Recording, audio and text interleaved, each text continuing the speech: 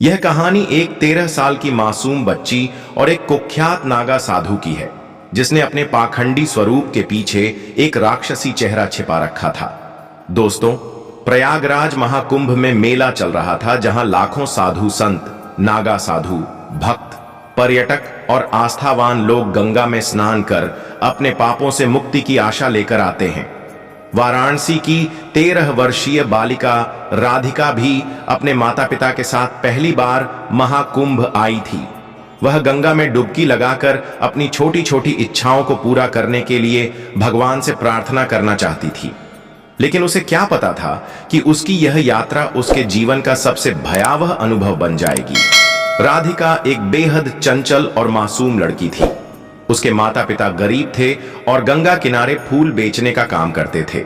महाकुंभ के दौरान उन्होंने अपनी दुकान लगाई और रोज की तरह फूल, दीप और प्रसाद बेच रहे थे। इसी दौरान राधिका का सामना एक रहस्यमयी नागा साधु अग्निदेव गिरी से हुआ।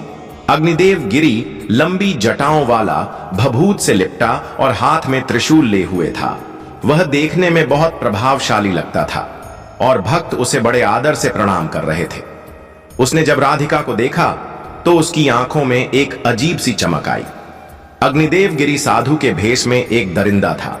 वह महाकुंभ में आने वाली भोली भाली बच्चियों और महिलाओं को अपने जाल में फंसाकर उनका शोषण करता था। वह खुद को सिद्ध महात्मा बताकर लोगों को सम्मोहित करता और अपने अड्डे पर बुलाता।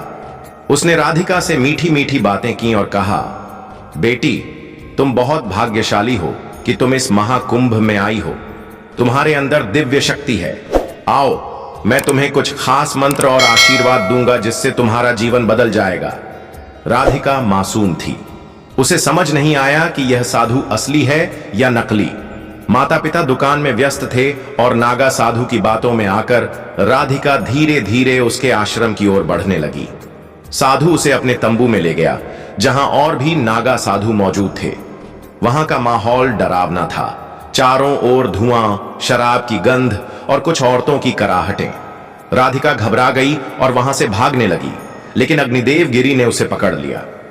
अब तू यहां से नहीं जा सकती, उसने डरावनी हंसी के साथ कहा। राधिका ने चिल्लाने की कोशिश की, लेकिन उसके मुंह पर हाथ रखकर उसे बेहोश कर दिया गया। जब वह होश में आई तो उसने खुद को एक अंधेरे कमरे में पाया। उसकी हालत बहुत खराब थी। अग्निदेव गिरी ने उसकी मासूमियत को कुचल दिया था। इस घटना के बाद जब राधिका किसी तरह भागकर अपने माता पिता के पास पहुंची तो उसने सब कुछ बता दिया, लेकिन कोई भी उसकी बात मानने को तैयार नहीं था। साधु को लेकर लोगों में इतनी अंधभक्ति थी कि वे उसकी शिकायत तक नहीं करना चाहते थे। लेकिन राधिका की मां ने हिम्मत नहीं हारी। उन्होंने पुलिस में रिपोर्ट दर्ज कराई। शुरुआत में पुलिस भी इस मामले को दबाने की कोशिश कर रही थी, क्योंकि कई बड़े संतों और राजनेताओं से इस साधु के संबंध थे। लेकिन जब यह खबर मीडिया में फैली तो प्रशासन हरकत में आया। पुलिस ने नागा साधु अग्निदेव गिरी के आश्रम पर छापा मारा, जहां कई और मासूम बच्चियां और महिलाएं कैद पाई गईं। अग्निदेव गिरी को गिरफ्तार कर लिया गया, लेकिन कई अन्य साधु फरार हो गए। अदालत में सुनवाई के बाद उसे उम्र कैद की सजा सुनाई गई। दोस्तों, अगर वीडियो अच्छी लगी हो तो वीडियो को लाइक करें और साथ ही साथ हमारे इस चैनल को भी सब्सक्राइब करें। धन्यवाद।